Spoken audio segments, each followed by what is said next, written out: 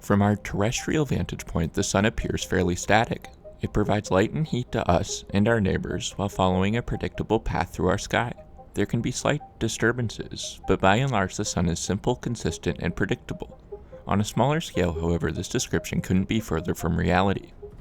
If we take a closer look, immediately we can see that the surface of the sun isn't homogeneous. This totally awesome and slightly hypnotic video is an up-close look at the sun's photosphere.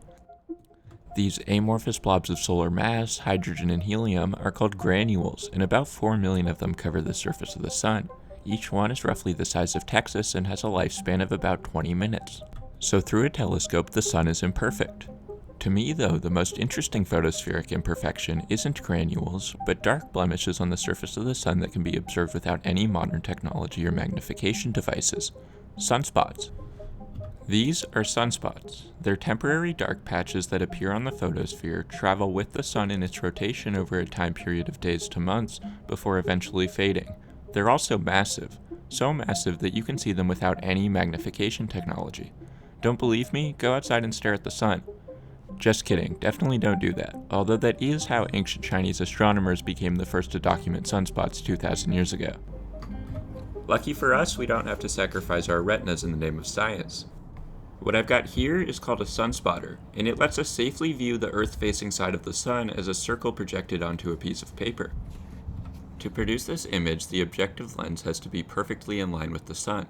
To achieve this, we adjust the sunspotter until the small circular rod at the front of the sunspotter, called a gnomon, casts no shadow. At this point, the light from the sun travels through the lens, and once in the main triangle, it gets bounced around by a series of mirrors located on the corner until it gets projected at an angle perpendicular to the paper.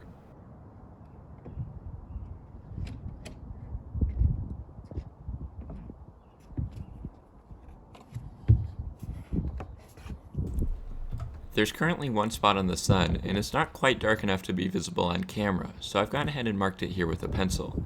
Unfortunately, sunspots are in a bit of a short supply right now. If we had been doing this experiment 5 years earlier or 5 years later, we might have had many spots to choose from, but more on that later. This is active region 2814, and it's going to continue to travel across the sun as it rotates until eventually the spot dissipates. I'm not one to usually get too excited about classroom science experiments, but this blew me away when I saw it for the first time in my high school astronomy class. How is it possible that we're seeing the activity of an object that is so far away? And why are there Earth-sized shadows on the surface of the sun? Where do they come from? The science of sunspots is fascinating, and in a minute I'm going to answer all of those questions. But before I show you the science of sunspots, let me quickly tell you the story of sunspots. With everything in human history, uncertainty scales with time. Naturally, there's quite a bit of uncertainty around who was actually first to document sunspots. The general historical consensus seems to be that they were first discovered by the Chinese, but there's also some debate over whether they were actually seeing sunspots or just the transits of the two inner planets. What we can put a date on is when sunspots began being observed telescopically, which is also really the start of when they began being studied, at least in the West. Sunspots were first discovered telescopically 410 years ago, 2 years after legendary astronomer Galileo Galilei invented the telescope. With the invention of the telescope, Galileo fired the gun which began the race that was astronomy during the early 1600s. And he kicked things off with first documenting the 4 largest moons of Jupiter, now appropriately named the Galilean moons, which was the first definitive evidence that there were celestial objects that didn't orbit the Earth. A year later, he revealed that Venus, just like our moon, had phases, from which he was able to conclude that the second brightest object in the night sky was in fact orbiting the sun. And then, in 1611, he turned his telescope towards the sun itself and discovered sunspots. However, despite what he argued in many angry letters following his discovery, the historical consensus is that he was actually beaten to sunspots by at least 2 other astronomers who also had the idea to look at the sun through a telescope. In total, including Galileo, there were 4 notable astronomers who all discovered sunspots sometime around 1611. But he who writes it down and publishes that writing gets the glory, and the first of the 4 to publish their sunspot research was Johannes Fabricius, in his book, which I will not try to pronounce but which translates to, Account of Spots Observed on the Sun and of Their Apparent Rotation with the Sun. Sidebar, if that name sounds familiar, you're probably thinking of Johannes Kepler, who was also an amazing astronomer and will forever be famous for Kepler's laws of planetary motion. Johannes Kepler actually worked with Johannes Fabricius' father, David Fabricius, who respected Kepler so much that he named his son after him. End of sidebar. Where was I? Oh yeah, Johannes Fabricius publishes a book, is forever famous for his discovery, and lives happily ever after. Except, not really. Johannes Fabricius would die a very early and unexplained death in 1619, and then a year later his father, who co-authored the book, was, I kid you not, murdered by an enraged parsoner he had verbally attacked in the pulpit over a stolen goose. This conveniently allowed Galileo and Christopher Scheiner to pretend like the Fabricius family never existed, and for the rest of their lives they continued to argue among themselves over who was first to see the sunspots. In fact, the only reason you're hearing this story now is because somebody happened to rediscover the original Sunspots book in 1723 and publicized it. As with many great discoveries, the history of sunspots is rich and wonderfully petty. We've spent enough time on history though, so I'm going to skip over a few hundred years of speculation and tell you what we are now able to recognize as the cause of sunspots. The sun produces energy in its core through nuclear fusion, a lot of energy. This energy has to go somewhere, so it gets dispersed throughout the sun until it reaches the photosphere, where it gets released as light, which travels through space for 8 minutes before colliding with Earth.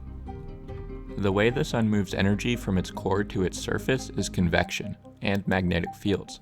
Convection and magnetoconvection are their whole own scientific niches, but the basics are that solar plasma, hydrogen and helium, gets heated in the core of the sun, rises to the top, gets cold, and falls back down to the center.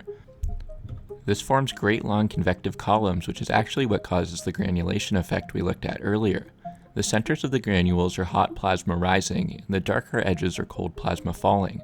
These are called convective cells. The result of so much highly energized material moving throughout the sun is lots of magnetic fields. This is actually a property of all planets in our solar system with active cores, and hot moving material in the core of the Earth is what gives us our magnetic field. These solar magnetic fields actually generally assist in convection, but the magnetic fields of the sun are a bit like a boiling pot of Slinkies, and occasionally they get jumbled, which is where things get interesting. Sometimes the photospheric magnetic fields will get jumbled in a way which generates an intense pocket of magnetism on the sun's surface.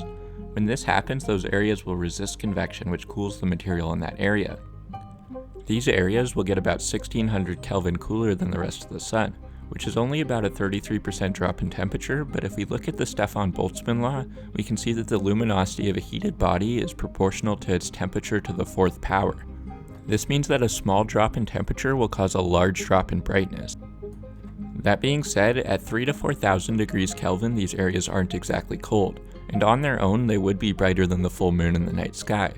But the difference between the brightness of a sunspot and the rest of the sun is greater than the difference in brightness between your stovetop and a sunspot. Essentially, magnetic activity equals magnetic jumbling, which equals cold pockets that produce less light, or sunspots. Now, given what I've told you, you might expect the occurrence of sunspots to be essentially random. And this was the general scientific assumption for the 200 years following Galileo. Astronomers knew, while nothing is random, the sun is such a large and chaotic system that trying to find order in its activity had to be futile. After all, if we can barely predict the weather on our own planet, how can we be expected to predict the weather of a fireball 1,000,000 times the size of Earth and 93 million miles away? Amazingly though, if we plot the number of sunspot occurrences on the Earth-facing side of the sun per month going back 400 years, we get this, which is very clearly not random. This graph is periodic. Each cycle, peak to peak, is roughly 11 years. So while on a small timescale we are still not able to forecast the solar weather of the sun with much accuracy, we can predict the seasons of the sun. Occasionally the sun will have a warm week in the middle of winter, but for as long as we've been observing the sun, sunspot activity has followed this 11-year cycle. And if you think about the sheer amount of data necessary to reach this conclusion if you weren't already looking for it, it's not hard to understand why this went undiscovered for so long. To document a variance over an 11-year cycle, someone would have to record sunspot activity on the sun for a period of more than 11 years and then convince themselves that they're not going insane when they looked at their aggregated data. Which is exactly what German astronomer Heinrich Schwab did when he observed the sun on every clear day in Germany for 17 years. And he wasn't even looking for sunspots. Schwab apparently thought he could discover new planets by observing them in transit of the sun, which seems to assume he thought there would be planets between the Earth and the sun that wouldn't reflect enough light to be visible in the night sky, which would have been its own mystery. Needless to say, he didn't discover any new planets with this method, as the only 2 planets between us and the sun had already been discovered thousands of years ago. But the 17 years of consistent solar data were valuable for a totally different reason. With his aggregated data, Schwab was able to reveal a trend that no one, including himself, had been looking for. Now, I think shadows appearing in a regular pattern on a massive fireball are interesting in and of themselves, but some people are going to want to know, how does this impact me, on Earth? Why should I care that the sun has freckles? The reality is that solar activity rarely directly affects Earth, but it's one of those things like the millions of asteroids in the inner solar system traveling at high speeds that are worth keeping an eye on because it has the potential to be catastrophic. See, sunspots are really just a visible product of the 11-year solar cycle. The cycle of sunspots is the cycle of all magnetic activity on the sun. I should also mention that while I've been calling it an 11-year cycle, that might be debated by some solar enthusiasts. There's reason to think of the solar cycle as actually a 22-year cycle. This is because once every 11 years the magnetic poles of the sun flip, north goes to south and south goes to north. And without going down the rabbit hole of magnetic hydrodynamics, this reversal is what generates the umbrella of magnetic events which sunspots fall under. Quick sidebar, magnetic reversal also happens on Earth, by the way, just on a much larger timescale. Instead of once every 11 years, we get a magnetic reversal once every 500,000 years on average. And each reversal process on Earth spans over a course of roughly 10,000 years. Interestingly, it's been an estimated 780,000 years since the last one, so we're statistically overdue for a geomagnetic reversal.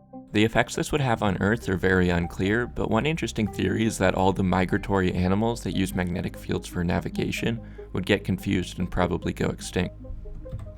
Okay, back to solar magnetism. Also with sunspots, under the magnetic umbrella of solar events is solar flares, coronal mass ejections, solar proton events, and solar wind. The frequency and intensity of each of these events waxes and wanes with the sunspot cycle. They're all intertwined in different ways, and each pose a unique danger to modern society. Many people have already covered the potentially devastating impacts of solar weather though, and I will include a link to some of those videos in the description. The point is, solar weather is something you can be sure NASA is always tracking, as it can and does affect Earth, and especially anything orbiting Earth. That being said, civilization probably isn't going to get wiped out by a solar flare in our lifetimes. I don't think we have to tie sunspots to a fear of extinction to make them interesting though. Sometimes it's just fun to explore science for science sake. Something about there being such a distinct order in a collection of events that seems so disorderly by nature is such an incredibly strange and intriguing quirk of our corner of the universe.